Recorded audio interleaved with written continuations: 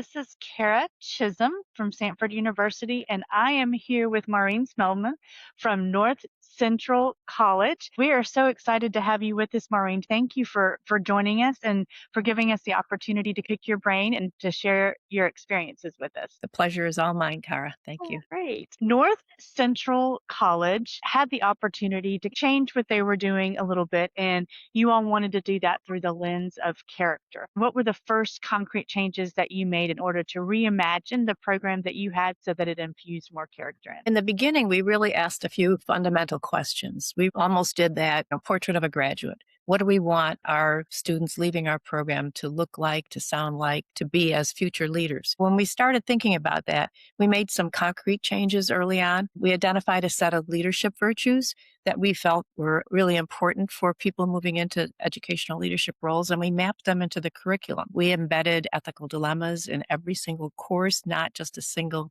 course on ethics. We actually redefined a lot of our assignments in a way to just sort of include reflection, leadership identity, and the development of a shared language around virtue. We articulated our why as a program. We reviewed a lot of the current literature on character and virtue-based leadership. We really looked at our current practices. What was interesting was I think we didn't just add characters to the program, we reorganized the program around the development of leader character. We anchored our work in the belief that wise leadership requires both competency and character. It was kind of a process of redesigning our purpose, but using the strengths of our curriculum. That is a great place to start. And it seemed like you looked at the program as a whole and then went down into some more specific areas like the assignments that you gave and the why behind what you were doing. That was a pretty big change for people. Were you met with any resistance from colleagues or students when you started to embed character? If so, what strategies did you use to help people that were resistant to it to buy in? I think it's a very human thing that we all resist change, and it was certainly not unexpected. Yeah, there was initial resistance from our colleagues. There were comments like, we already have a really good program. Why are we making any changes? Which was true. We were talking of terminology, and there was some pushback about using the word virtues in the beginning. There were people that said, maybe we should use attributes or values or dispositions, those kinds of things. What helped us to shift the buy-in was really just doing some professional development with our faculty. We looked at literature, as I mentioned before. We examined the current literature, took advantage of the many materials I had available to me from the MACE program at the University of Birmingham. We spent a lot of time identifying in our program where those virtues really were already being emphasized and celebrated the fact that it's really already here. A lot of it was talking about this is really a good program. We've already been doing it. What we need to do now is be more intentional. As we moved in that direction, then we talked about, well, let's take a look at all of the programs. Let's create some cultures of character outcomes, like programmatic outcomes, and let's map those through the curriculum. It was really helpful. Gradually, we filled in the gaps. It was a lot of celebrating, like, we were already doing this, and this assignment does that, and this little tweak will make it even stronger and make it more intentional. We were eventually able to keep moving and then start looking at our selection process, our admission process, and even the way we were going to work with our adjuncts. We really believe, and I really believe, that good leadership is informed by virtue. So intentionally threading it and providing opportunities to practice throughout the program is going to increase the probability that we're preparing leaders that are both ethical and effective.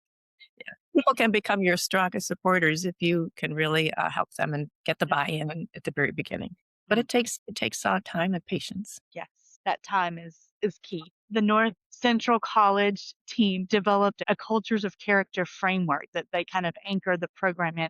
Can you walk us through that framework, what it looks like, maybe how you came to develop that? So it came from a combination of both research and collaboration and just reflection on our context. Because one of the things that's important when you're embedding character and virtue-based strategies into a program, it has to be very contextually based. We looked at the Jubilee Center's building blocks for character. We loved the idea of the moral, the intellectual, the civic, and the performance. But we also felt very strongly that anchoring in practical wisdom really resonated with us as we prepared future leaders. We looked at the virtues. We looked at various different articles about virtues in education. We read so many different things. We came up with our own. And we've reevaluated that. We've been working on this now since spring of 2020. We've already done some revisions, but right now we really are anchored in intellectual virtues, and we picked 4.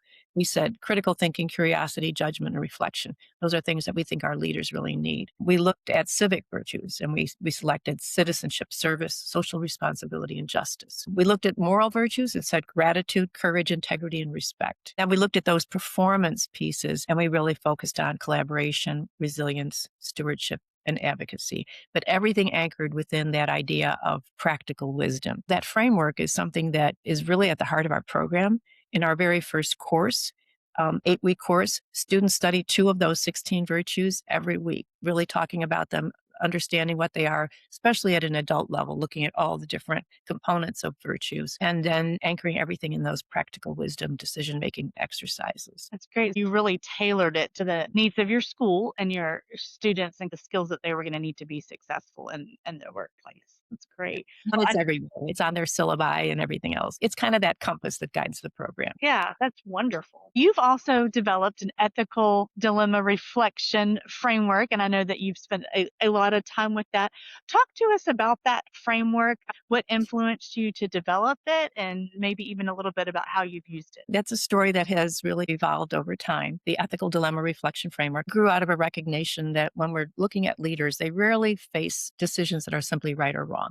They often face conflicts between different virtues, different values, and often it's between a right and a right. Which way should we go? The origin actually was an assignment when I was a student in the Master's of Character Education at the University of Birmingham. Module 5 of that particular program, I was so blessed to have a guest instructor at the time who was Dr. Ed Brooks from Oxford, and the leader of the Oxford Character Project. The assignment there was to look at reflection and guides for reflection and tailoring things to our particular roles. I decided after looking at a lot of different reflection models and, we could adopt one or we could adapt one. I just didn't like any of them. I started playing with creating my own. I started to look at things like the ethics of care, the ethics of justice, the ethics of critique. I really wanted to have an emphasis on reflection. It went through a lot of different iterations after I first presented it to Dr. Brooks. And I've gotten feedback from adjunct instructors, from our internship supervisors, from our students. It really has come into a nice framework now that really is guiding all the conversations that we have. What makes it unique is it has a process of slowing down, identifying stakeholders, reframing the issues, and engaging in thoughtful dialogue in teams. So really, my emphasis is on the idea of collective wisdom, that together as leadership teams, we are much wiser and make better decisions than we would on our own. It forces leaders to slow down and name competing virtues, consider all of the stakeholders very deeply. I really push seeking a very creative solution. Ultimately, what I'm trying to do is build muscle memory, and I tell them they're building their ethical fitness when they work with this. It's a habit of thinking before doing and acting with intention. I love that. And I have to say, I have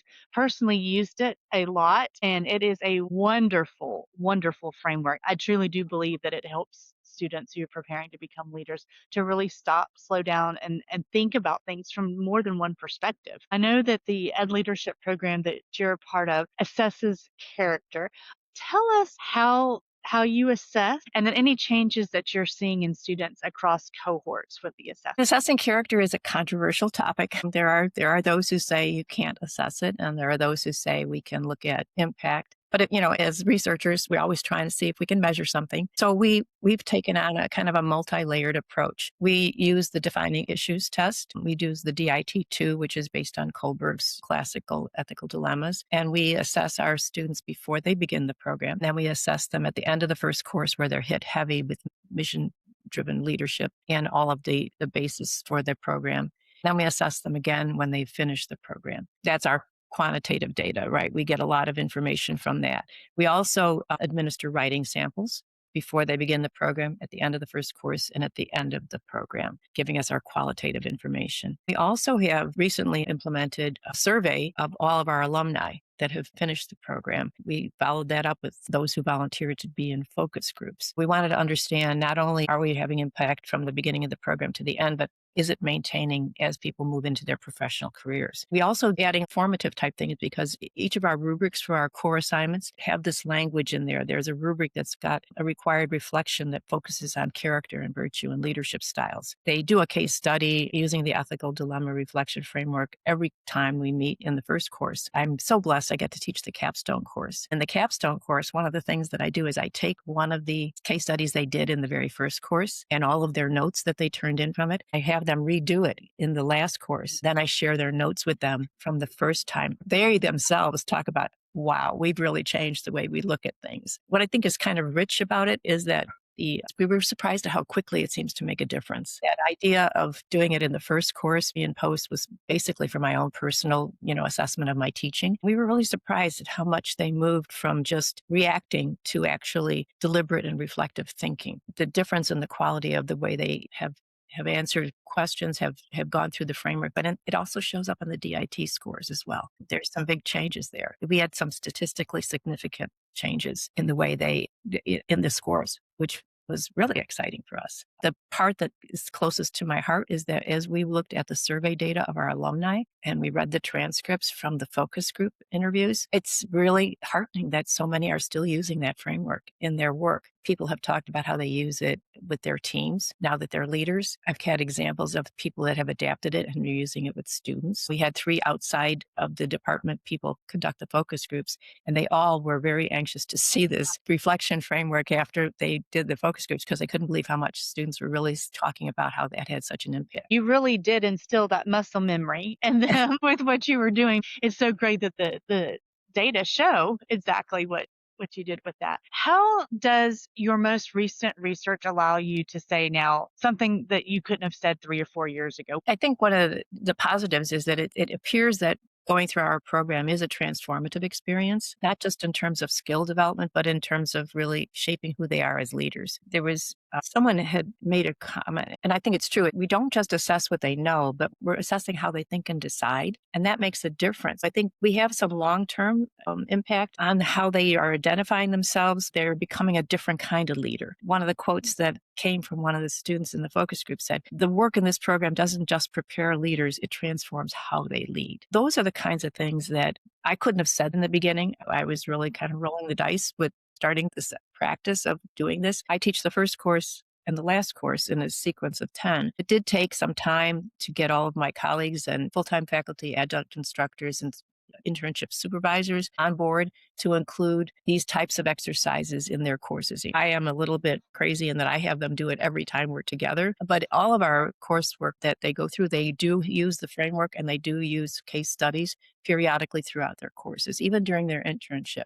That's really what's adding to the muscle memory and hopefully the fitness that's hanging in there. Sounds like there's been some really great success. I know that you've also had the opportunity to work with other universities and help them with their programs and kind of adapt the work that you're doing there. Is there anything that you've learned in working with other universities that has surprised you or that has reinforced what you know? The thing that surprised me is that people from other disciplines are now wanting to take the framework and adapt it.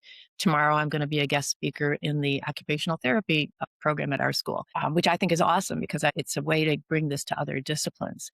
I think the thing I learned and that I really believe is that it has to be customized. It can't be a one size fits all. I think there are those of us perhaps in educational leadership preparation programs that can take this and can use most of it, right? But other institutions have really adapted it to their mission, to their values. I think the surprising part was the level of interest and readiness in the programs that I worked with, but it all depends on faculty alignment, intentional curriculum design, and sustained practice. This type of character work is always valued, but it only works when it's deeply embedded. We're talking about needing to have a coherent research backed initiative that's really going to be a story of transformation. You have done so many things with this, from starting and adapting a program at your university to being able to create a framework and share it with other universities to be able to assess it. You've done so much and have so much experience with it. We just thank you so much for letting us get inside your head today and to hear about some of those things that worked really well and what you did so that hopefully other people can incorporate that into what they're doing. Thank you so much for sharing your expertise with the advancing character across education community today. Thank you, Maureen. Oh, you're most welcome. I love to talk about it and I love to share the information. Anyone's welcome to reach out. Thank you.